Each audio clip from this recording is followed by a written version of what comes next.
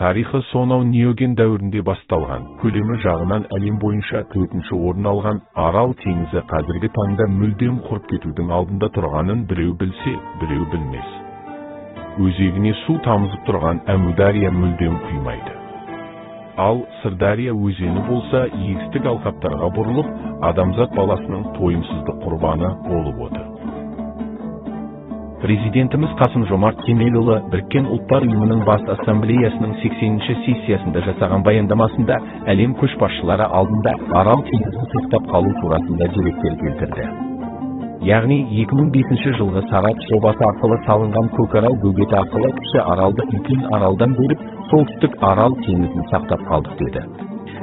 Казахстан извлек глубокие уроки из трагедии Аральского моря. Благодаря нашей последовательной работе, в том числе и на международном уровне, нам удалось сохранить северную часть этого моря.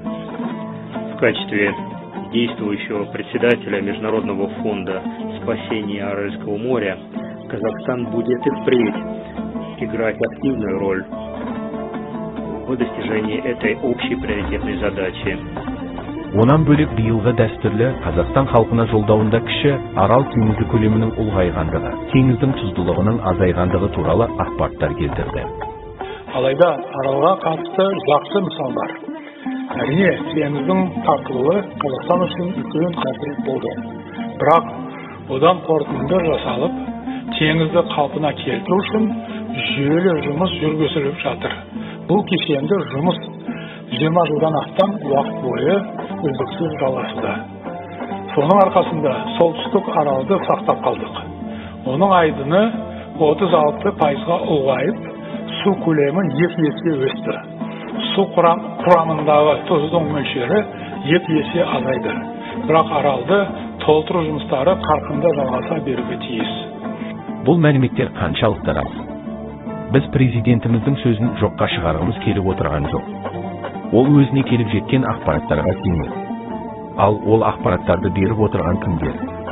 Қызылорда облысының әкімі Нұрлыбек Машбекұлы Нәлібаев, мемлекет басшысы мен үкімет мүшелері, министрлер алдында берген жылдық есебінде Арал теңізіне су келіп құйылып жатыр деді. Қолдауымызбен мемлекетаралық келісімдер нәтижесінде соңғы 2 жылда Арал теңізіндегі су көлемі 4 миллиард текше метрге жуық көбейді. Бұл балық шаруашылығының дамуына, экологиялық ахуалды жақсартуға септігін тигізуде.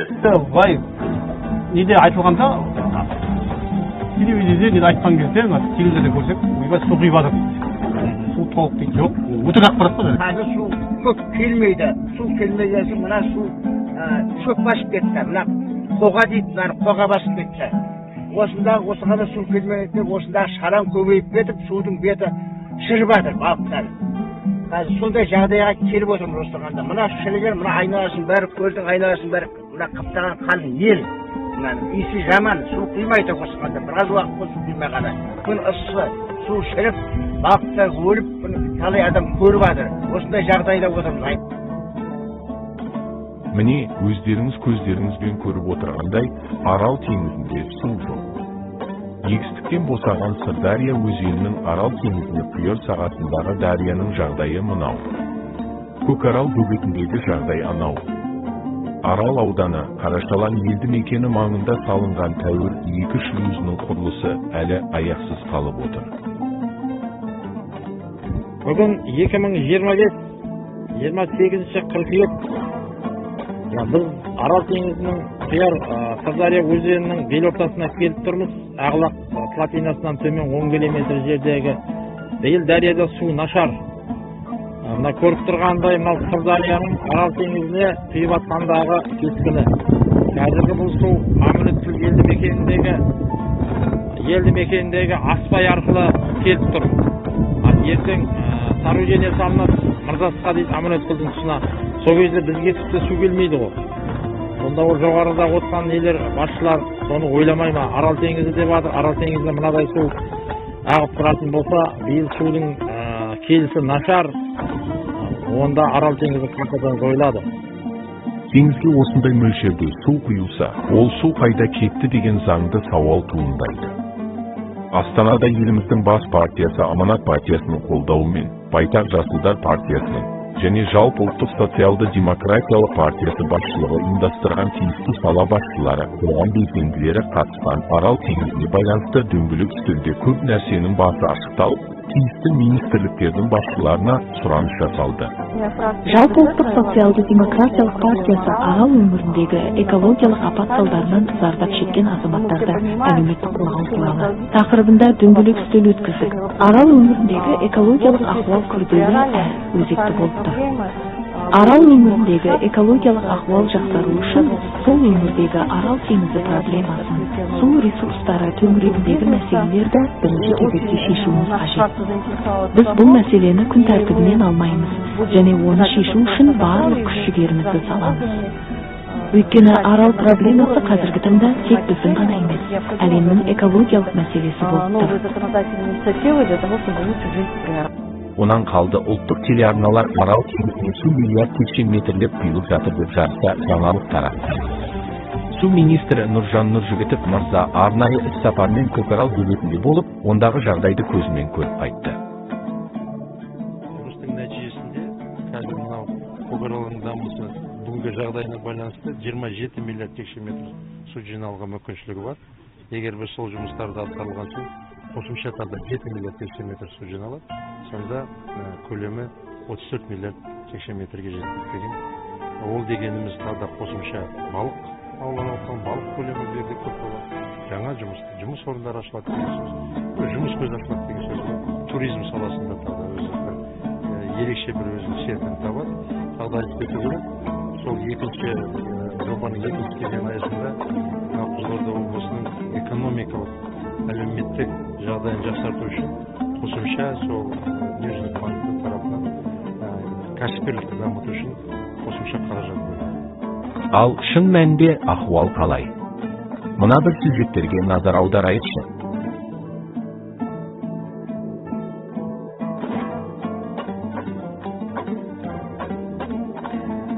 Арал аудандық толқын газетінде 19 шілде 2025 жылы Қазақстан Республикасы Ауыл шаруашылығы министрлігі балық шаруашылығы комитетінің төрағасы Серік Сермағанбетов мырзаның келу сапарына орай балық шаруашылығының қарқынды дамып келе жатқаны туралы мақала жариялады. Хош делік. Егер ауданда тауарлы балық өндірісі қарқынды дамып жатса, онда неге тұрғындар Атыраудан әкелінген балықты сатып алады? Ал енді бұған не дейсіз? Қызылорда облысы мен Арал ауданы әкімдерінің су министрінің берген есептері бұрмаланып президентке жетіп отыр ма? Шын мәнінде Арал теңізінің қазіргі жай-күйі туралы сол теңіз маңайын мекен еткен тұрғындардың әуесқой түсірілген бейнежазбаларына бір сәт назар аударайықшы. Арал ауданы әкімінің орынбасары Еркін Жұмаханұлы Әбішевтің қолтаңбасымен расталған мына бір хаттың жауабында аймақтың экологиялық, әлеуметтік экономикалық жағдайы жақсарды. Жергілікті балықтар түрі көбейіп, саны 22-ге жетті. Бекіре тұқымдас балықтарды өсіруге мүмкіндік туды. Балық аулау көлемі 0,4 тоннадан 8 тоннаға дейін өсті деген ақпарат қаншалықты рас екендігіне сол балықшылардың өзінен естіген ақпараттан соң көзіміз жетеді. Аққудың ұясы. Мынау 2017-те осы арадан балық аулаған. Сол кезде осы аққудың ұясында 30 балапан болған аққулар ұясын тастамайды негізі. Солда кесіп тұрады ұясын. Сол 2017 жылда балық аулағанбыз, мына жерде қайығымыз бар, көне қайықтар жатқан. Теңіз қайтып кетті қазір теңіз. Жоқ. Бүгін міне 20 ақпан Арал, Кіші Арал теңізі. Өткенде әкімдер осы президентте кездесулерінде айтып жатыр. 16 шақырым Аралға деп. 16 шақырым жоқ. 16 шақырым жерде теңіз жоқ, су жоқ. Ондай жалған ақпарат керек емес. Міне координатына қарасаңдар, міне белгілі қажет тұрған. Через интернет қарауларыңызға болады координат. Осы маңда қаладан шыққанда батыс аймағында қаладан 23 километр жерде. Бұл теңіз болды 2017-те, қазір жоқ теңіз. Мүлдем жоқ. оған дәлел міне ұясын тастаған аққу, қайығын тастаған балықшы, жерін тастаған су кейбір болып қалған жеріміз. Координаты. Алайда соңғы жылдары теңіз қайта толып келеді деген жаңалықтар жиі айтыла бастады. Бұл әрине көңілге үміт ұялататыны рас. Бірақ шындық қайда? Аудан және облыс әкімдерінің айтуынша, Көкарал бөгетінің арқасында теңізге су келе бастады, балық саны артты делінеді. Егер шынымен солай болса, Арал қаласындағы базарларда сатылып жатқан балық неге Атыраудан келеді? Балық жоқ қой қазір. Балық болмайатса Атыраудан алдырамыз қорамен. Атыраудан балық сатамыз. Атыраудан? Иә, Аралға сатамыз әкеліп. Қашан болды онда? Ой, күтсің ол постоянно. Бізде балық аз ғой. Балықтың түрлері болмай тұр бұл жерде қазір. Негізі көп болады? Негізі болған, қазір балықтың түрі жоқ. Неге? Болмай жатыр ғой енді. Суға байланысты балықтың түрлері азайып бара жатыр. Түрі негізі көп болған, ақбалық, тыран, леш, сосын қандай түрі көп еді бізде, дәу жайындар болды. Қазір азайып кетті. Осы 2 жылдықтан бері жоқ. Аудан әкімі өз есебінде Арал ауданы бойынша бірнеше балық зауыты іске қосылып, қарқынды жұмыс жасап жатыр деп көрсеткен.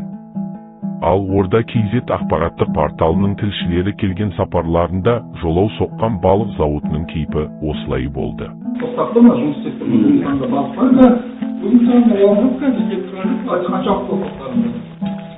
Трафик алдында тоқтатты, жоламен айға салғанда. 2 ай болды ғой.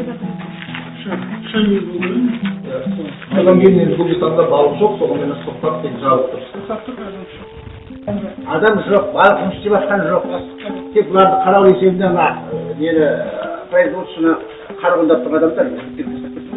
Не себепті жұмыс тоқтаттыр? Сезон бойынша.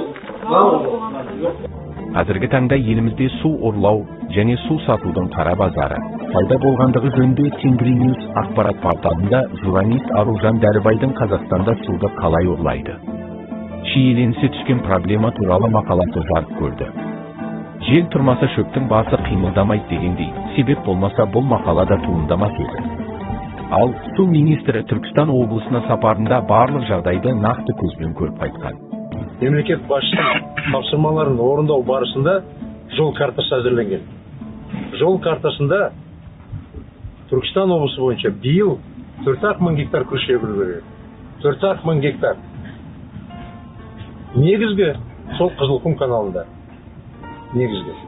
Сіздер мінерде 6,5 гектар екіңіздер, анаяқта 5,5, ояқта да 6,5. 13 мың гектар жер. Осы сол қазір 13 мың гектардың жердің орнына 4 мың гектар болғанда, анау бекітілген кестеге сәйкес. Біз мынау суды қазір бәріне бөліп береді. Бұл жерде қай ақпарат рас, қай ақпарат жалған. Бәрін есепке алатын статистика агенттігінде Арал теңізіне қанша көлемде су құйылып жатқаны туралы мәлімет жоқ екен. Ол мәліметтер жергілікті атқарушы органның құзырында. Яғни қазаншының еркі бар, қайдан құлақ шығарсаның кері емес пе? Түркістанда сапарда болған су министрі осы өңірде күріш дақылы мемлекет бекіткен жол картасындағы алқаптан бірнеше мың гектар артық егілгені, соған суды көп мөлшерде пайдаланылғаны туралы айтты. Ал Қызылорда өңірінде ше? Ол туралы мәлімет жабулы қазан жабулы күйінде қалып отыр. Неге ол туралы ақпараттар ашық айтылмайды? Қазіргі таңда Арал теңізін сақтап қалудың тиімді жолының бірі солтүстік суын пайдалану деп санайды мамандар. Солтүстікке су құйып жатқан Ертіс өзені Қарағанды облысы арқылы қайтадан солтүстікке кетіп жатыр. Ең көңілге қонымды нұсқасы солтүстік нұсқа, себебі ол су сорғышсыз, өзінен өзі ағатын нұсқа ылдилығы мүмкіндік береді. Ол ылдиға кетеді, сондықтан өзі ағады. Торғайға, одан ары Ақтөбе облысының Ырғыз ауданы аумағынан ескі канал арқылы Арал теңізіне құю. Ол үшін ескі канал жолын ашып, оның ұлтанын бетондау керек. Көктемгі су тасқыны кезінде Есіл өзенінен артылған суды Торғай өзені арқылы Аралға бағыттау үшін жалпы ұзындығы 277 шақырым болатын 3 канал салынуы ықтимал. Қазір арнайы консультативтік орган осы жобаның қаншалықты тиімді екенін зерттеп те жатыр. Бұл туралы премьер-министрдің орынбасары Қанат Бозымбаевтың мәжіліс депутатының сауалына жолдаған жауабында айтқан. Каспий арал бассейнінің экожүйесін қалпына келтіру және су тасқынын басқару жөніндегі халықаралық қоры корпоративтік қорының тапсырысы бойынша Есіл өзенінің орта ағысындағы су тасқынын басқару және ағынның бір бөлігін Торғай өзені мен Арал теңізі бассейніне бұру жобасының техникалық экономикалық негіздемесі әзірленді. Жобаға кіретін құрылыс монтаж жұмыстарының жалпы құны 324,4 миллиард теңге болады деді ол. Жоба аясында 3 учаскеден тұратын каналдың құрылысы қарастырылған. Есіл Торғай ұзындығы 42 шақырым. Қарақол Сарыөзен ұзындығы 52 шақырым. Шалқар теңіз Арал ұзындығы 183 шақырым. Закон.kz ақпараттық порталында әуе кеңістігінен спутник түсірген суретті жариялады. Онда Қазақстанда әлемдегі ең жас шөл дала қалыптасып келеді деп көрсеткен. Және Арал теңізінің дәл бүгінгі деңгейін суретке түсірген.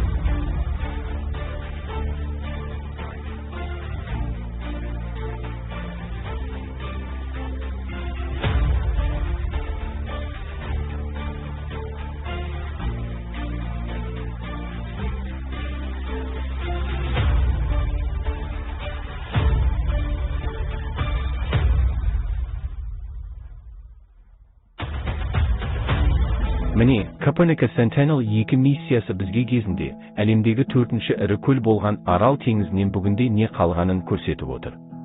Арал теңізі Қазақстанның солтүстігі мен Өзбекстанның оңтүстігі шекарасында орналасқан, кезінде Орталық Азиядағы ең ірі ішкі су айдындарының бірі болған.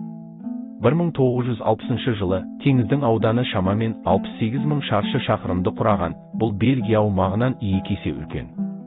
1950 жылдарға дейін Сырдария мен Әмудария өзендері бұл оазиске тау суын тасып, қоңыржай климатты сақтап тұрған. Алайда 1960 жылдары бұл өзендер бүкіл өңірдегі мақта алқаптарын суару үшін басқа арналарға бұрылғаннан кейін Арал теңізі қатты тартылып кетті. 1980 жылдардың соңына қарай Арал теңізі 2 бөлікке бөлінді. Қазақстан мен Өзбекстан аумағында орналасқан үлкен Арал және солтүстік Қазақстандағы кіші Арал, ол үлкен Аралмен байланысын үсіп алған. Ал 2000 жылға қарай үлкен Аралдың өзі де 2 су қоймасына бөлінді. 2025 жылғы 18 наурызда түсірілген бұл спутниктік суретте теңіздің батыс бөлігі айтарлықтай азайғаны көрінеді. Ал 2006 жылғы суретте әлі көрініп тұрған шығыс бөлігі толық дерлік кеуіп кеткен. Арал теңізінің тартылуына байланысты бұрынғы су астындағы аумақтың орнында ақшыл түсті аймақ тұзды, құрғақ жер қалыптасты. Бұл қазіргі таңда Арал күм шөлі жердегі ең жас шөлдердің бірі. Судың шегінуі кезінде бұл өңірде гүлденген балық шаруашылығы құлдырап, өңірлік микроклимат өзгерді. Қазір мұнда жыл сайын қатты құмды дауылдар болып, бұрынғы теңіз табанынан тұз бен құмды жүздеген шақырымға дейін алып кетеді. Бұл жергілікті халықтың денсаулығына ауыр салдар әкелуде және өңірде қысты суық, ал жазда аптап ыстық етуде. Үлкен Аралдың батыс бөлігінің солтүстік шетінде 2019 жылы жүрек тәрізді изумруд түстес болып көрінген су қоймасының қалдықтарын байқауға болады. Бұл су айдыны да тартылып бара жатыр және таяу болашақта мүлдем жоғалуы мүмкін. Суреттің жоғарғы бөлігінде кіші Арал теңізінің мұз жамылған сулары көрінеді. Аралдың оңтүстік бөлігі толықтай кеуіп кетуі мүмкін болса да, кіші Арал табиғатты қорғау саласындағы халықаралық ұйымдардың басты назарында. Кіші Аралдың оңтүстік шығыс шетінде көрініп тұрған 2 қоңыр түзу сызық, Көкарал бөгеті.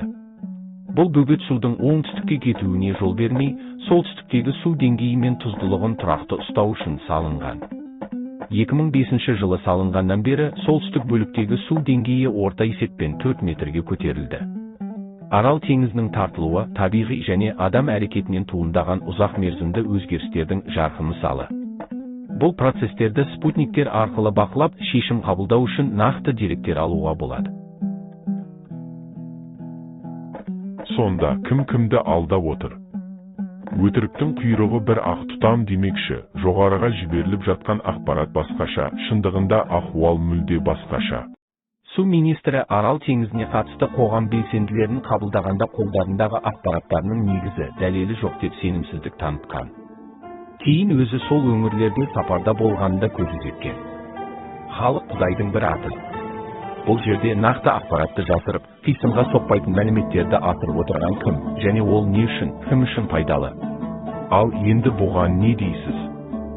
Қызылорда облысы мен Арал ауданы әкімдерінің, су министрінің берген есептері бұрмаланып президентке жетіп отыр ма?